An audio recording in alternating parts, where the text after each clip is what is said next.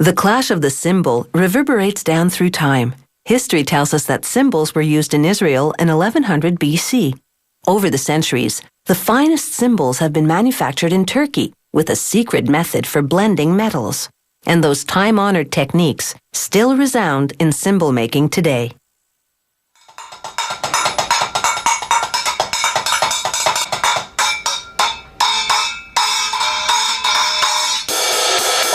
If you want to drum up a little excitement, nothing can beat the cymbal.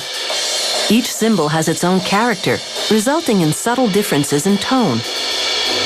To make cymbals, they start with castings. In this case, they're made of a secret blend of copper, tin, and trace amounts of silver. A worker sorts them by weight. Then a moving tray that's powered hydraulically takes them to a rotary oven.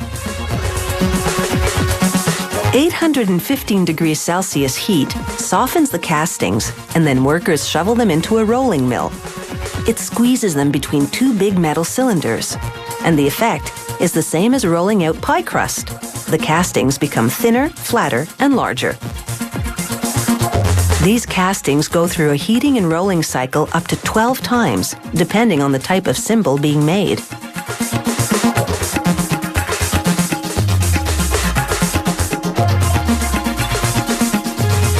The repeated heating and cross-rolling creates a dense, interlocking weave in the granular structure of the alloy. It'll make the cymbals strong enough to take a real beating. The interlocking weave will also help transmit sound waves more rapidly across the cymbal.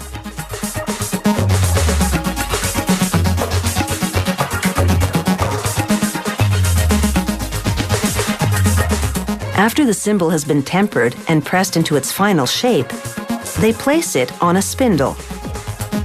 While it spins, circular cutters shear the edges to a set diameter.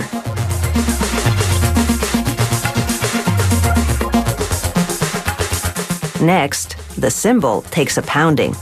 A hydraulic engine powers this hammering cylinder, and a computer program directs the force. These impressions will enrich the cymbal's sound by changing the path of the sound waves. Next, it's time to start grooving, as in tonal grooves. This craftsman puts the cymbal on a lathe, bottom side forward. The cymbal spins on an axle, while the lathing blade cuts into it. He starts with a handheld lathing tool and then switches to one that's mounted on the machine. Lathing removes the cymbal's outer layer and carves those important tonal grooves into it. The depth and positioning of the grooves will vary depending on the type of cymbal being produced. He lays the top of the cymbal entirely by hand so he can better control the amount of pressure applied.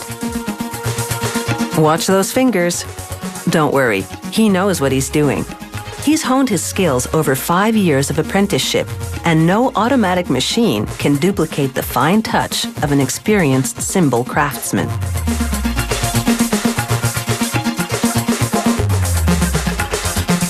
Now he removes the newly grooved cymbal and puts it on an edging machine. A big round metal clamp locks the cymbal in place. It spins while a cutting tool smooths out the edge of the cymbal. Here's a before and after shot.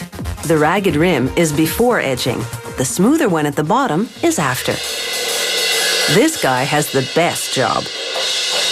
He's in charge of quality assurance. That means he tests each cymbal before it's sent out into the marketplace. He's listening for a range of sounds.